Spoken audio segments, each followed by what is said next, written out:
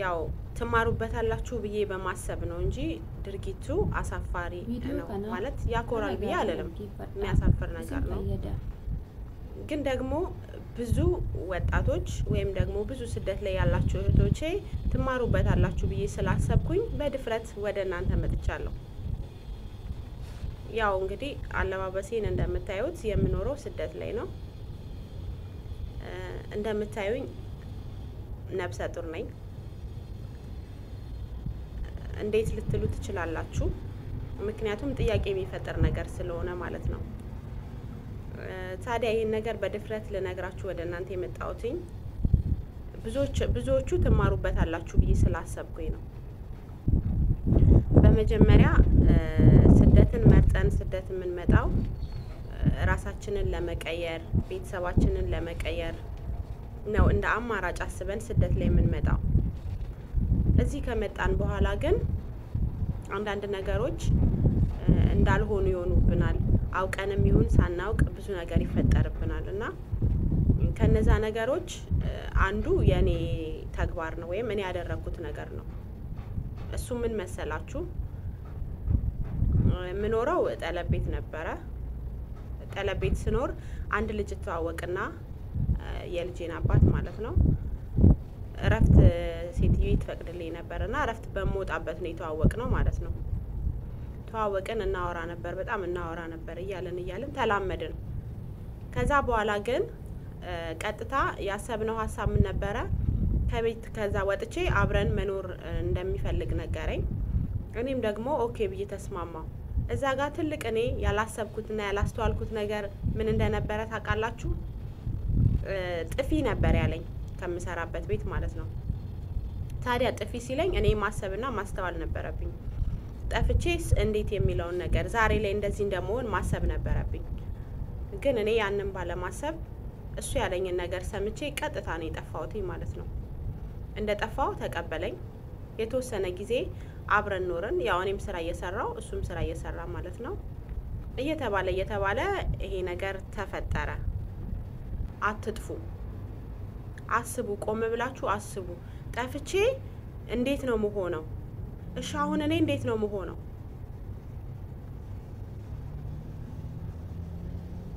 በጣም ነው የሚከብደው እና እንግዲህ እስቲ ፈጣሪ ካለ ወደ ሀገሬ መግባት እፈልጋለሁ ሰብስክራይብ ያደረጋችሁ ላይክ ያደረጋችሁ አበረታቱኝ እንግዲህ ሀገሬ ገብቼ መስራት እፈልጋለሁ ፈጣሪ ፍቃዱ ከሆነ ወደ ሀገሬ እገባለሁ ብዬ ተስፋ አደርጋለሁ እና በጣም እንዳልኳችሁ ልትሳደቡ ትችላላችሁ ቀድመሽ አታስቢም ነበር ልትሉ ትችላላችሁ ግን ስድባችሁን ቢመጣ ምንም ቢመጣ ያንን ለመቋቋም ነው ወደ እናንተ የመጣሁት ማለት ነው ምክንያቱም በጣም ብዙ ወጣቶች ይሄንን ነገር ይማሩበታል ብዬ ስላሰብኩኝ ነው አትጥፉ ወንድ ልጅ አምናችሁ አትጥፉ የእውነቴን ነው የምላችሁ ወንድ ልጅን አምናችሁ አትጥፉ ሲጀመር መጥፋት ጥሩ ነገር አይደለም አሁን እየሰራው ነው እንግዲህ ፈጣሪ ይርዳኝ እየሰራው ነው ሴትዬም ያው እንደዚህ እንደሆንኩኝ አውቃለች ለጊዜው እያሰራችኝ ነው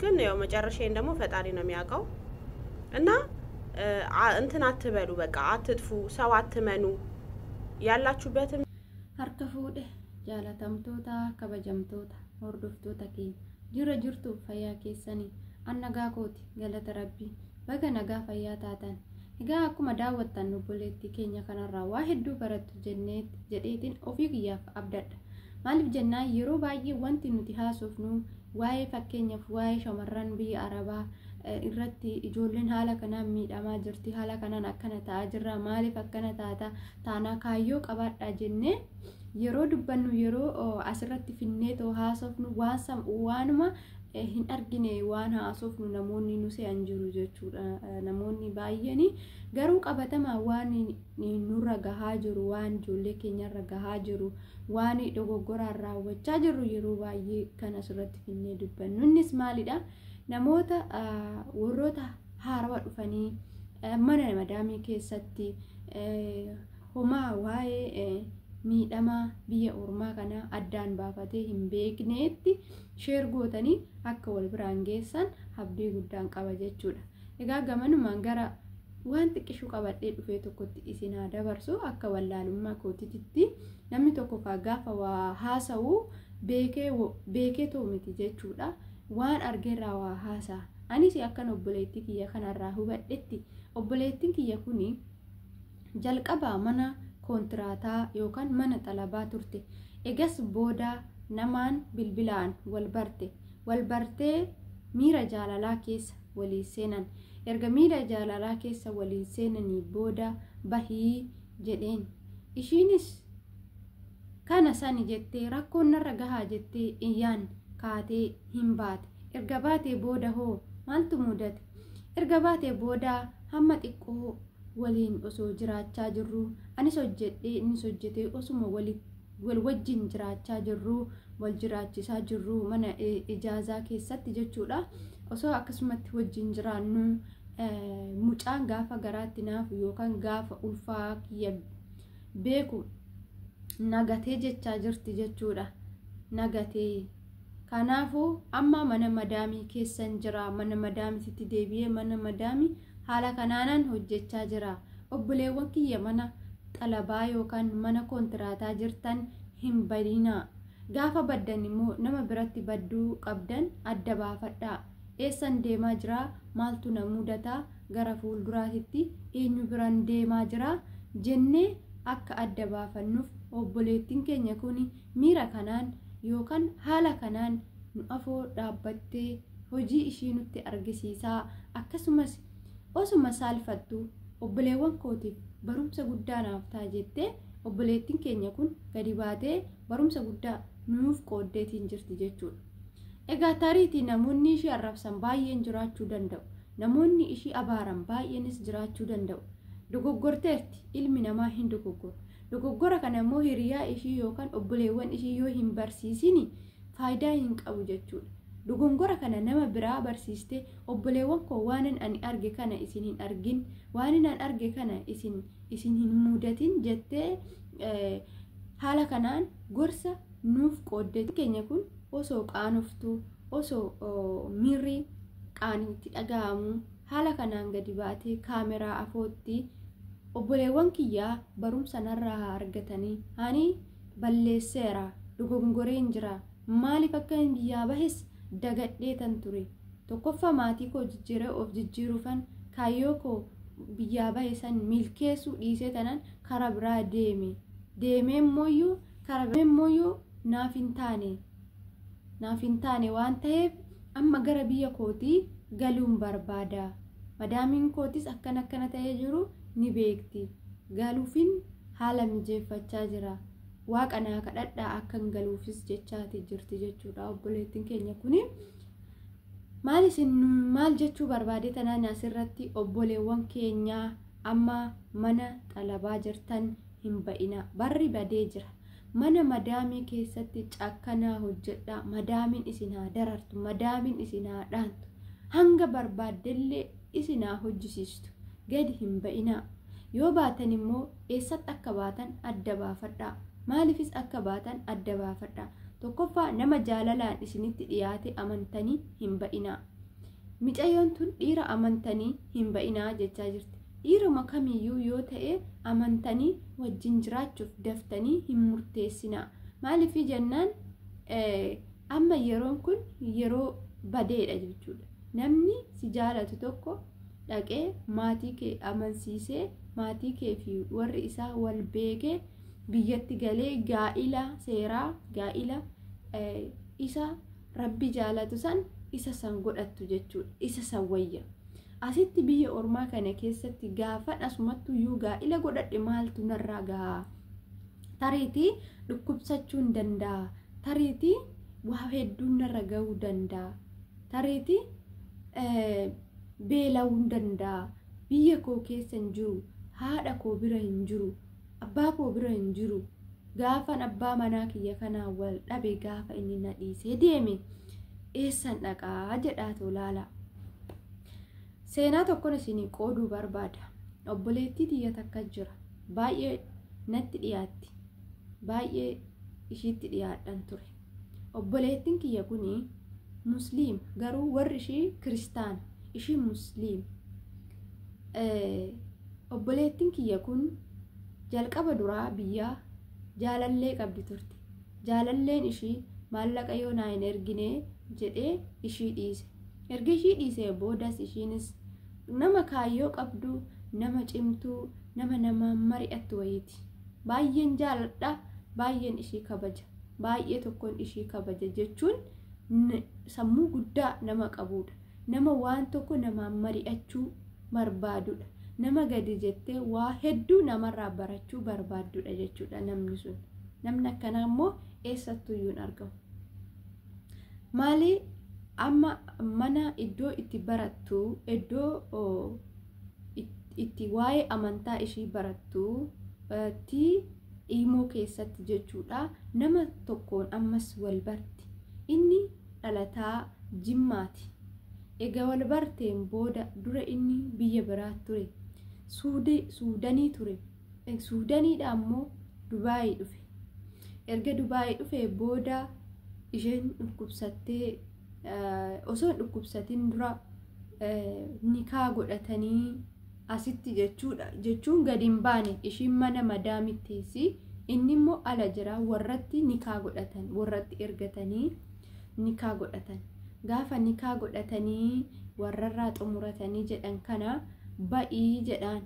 Ba'iitoo na biratti kootu waliin hojjennaa, waliin guddannaa jedheen. Jalqabaa maallaqa ergi jedheen. Maallaqa kiyya hin erguu jetteen. Maallaqa ergitoo mana iddoo tokkotti ijaarrannee, iddoo tokkotti mana bakka tokkotti ishiinis birrii ishii innis birrii isaa baasee mana ijaartee fi haala sanii wajjin galuunii biyyatti godhachuu karoora qaba jechuudha. Ishiin immoo ani maallaqa koo hin ergu amanee gaafan asii galee amma nikaa godhannee, erga nikaa godhanneen booda gaa'ila godhannee, nikaaf gaa'illi garaagarummaa qaba. Nikaa jechuun akka namni biraa isa jalaa hin laalle yookaan ishiinis nama biraa akka hin laalledha nikaan. Gaa'ila godhachuu jechuun immoo sargiin egaa kanuma beekamu jechuudha. Gaa'illii fi qubeellan garaagarummaa guddaa qaba. Ishiin immooyyuu akkas godhuu hin barbaanne. Maallaqa kanas gubattee fiddi. Mana madaamii keessatti boqonnaa qabdu, sarratanyaan ishii qofa, hojjettuun ishii qofa mana san keessa ishiin hin miiccitiin, tokkostii nyaata hojjetti. Waan hedduu guyyaa kana osoo akkana gadi hin taa'in nama ooltudha jechuudha. Akkam godhu ani sitti himaan himaa nama biraatitti hin himu, obboleewwan kiyyanatti dhiyaatanitti hin himu, ebeluutti bargaraa koo hin himadhu. Garuu immoo ati waan na gorsituuf yeroo baay'ee sitti ni madhamee akkam godhu naan jette obboleettiin kiyya kun.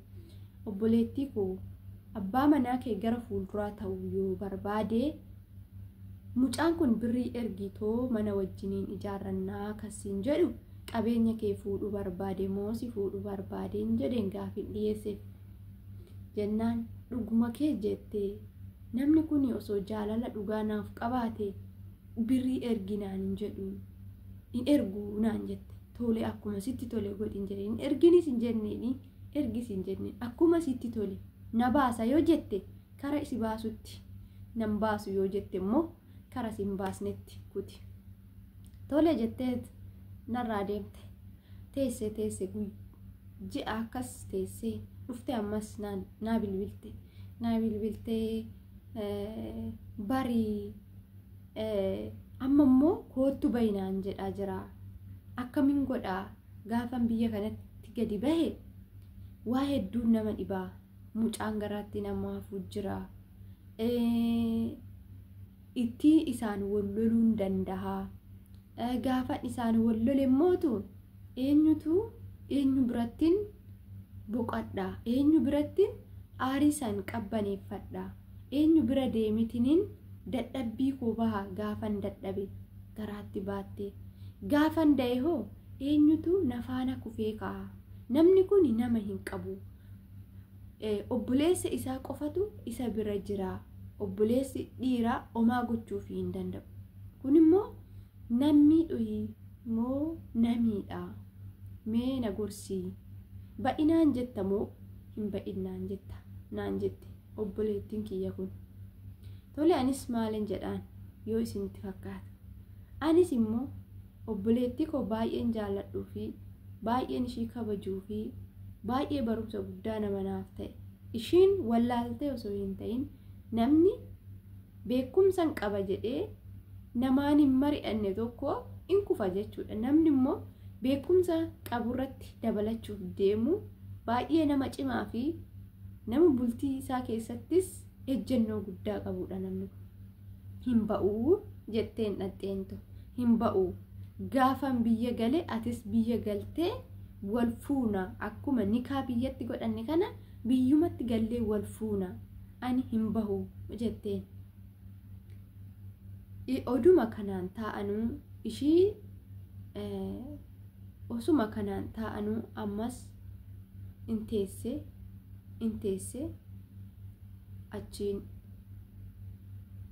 nikaa sirraa hin buusaatii maallaqan ani kaffale naaf deebisi. Argaa nikaa sirraa hin buusaa maallaqan ani si ergee nikaa si hidhe san deebisi jedheen.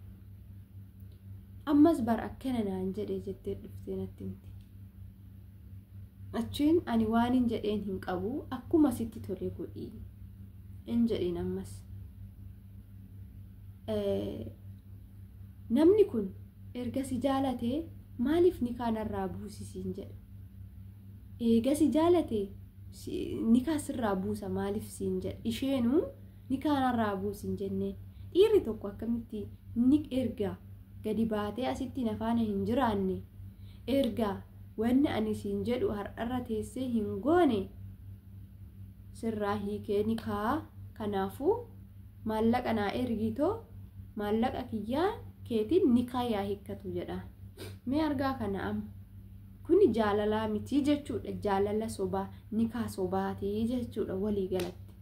Obboleettiin kiyya kunis maal gooti nikaa isaa ofirraa hiiktee waan hundumaa akka inni jedheen qixa kaffalan. Innis kaffalee ishinis kaffaltee maallaqa san qixatti jechuudha. Kan isaan nikaa ittiin hidhasan qixxee tokko deebisteef jechuudha. Isaa qixxee tokko deebisteefi kaatee haala sanii nikaa kana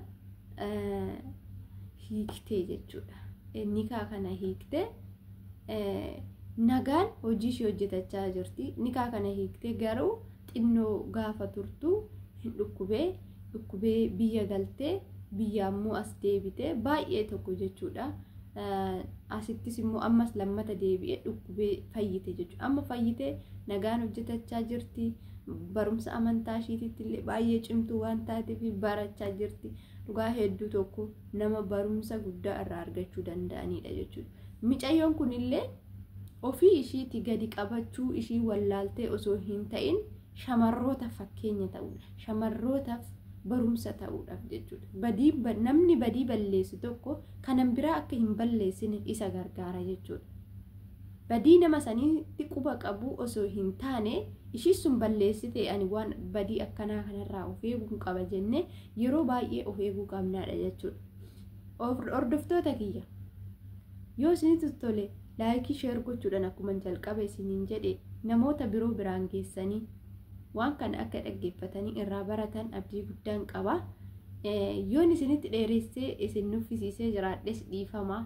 Yeroo baay'ee wantoonni barnoota qabu kun nama nuffisiisa jechuudha. Dhaggeeffachuu nama nuffisiisa. Sirumattuu dhaggeeffachuu nama nuffisiisa. Ofii koorratti waan hin beekuuf jechuudha. Waan kolfaa waan taphaa kanneen jaalanna yeroo tokko yeroo keenya ofiif kennine waan barumsa qabu isaa dhaggeeffan akkuma waan kolfaa wantoota sammuu keenya bashannansiisan laaluuf deemnu waan akkanaa kanallee laaluu qabnaa, dhaggeeffachuu qabnaa, barachuu qabnaa. Balleessaa nama tokkootirraa barachuu qabnaa, seenaa nama tokkootirraa barachuu qabnaa, jireenya nama tokkootirraa barachuu qabnaa. Isiniin jedha yoon balleesse dhiifama guddaa. Viidiyoon koo har'aa qabadhee dhufe asumarratti goolabaa nagaan turaa horaa bulaa.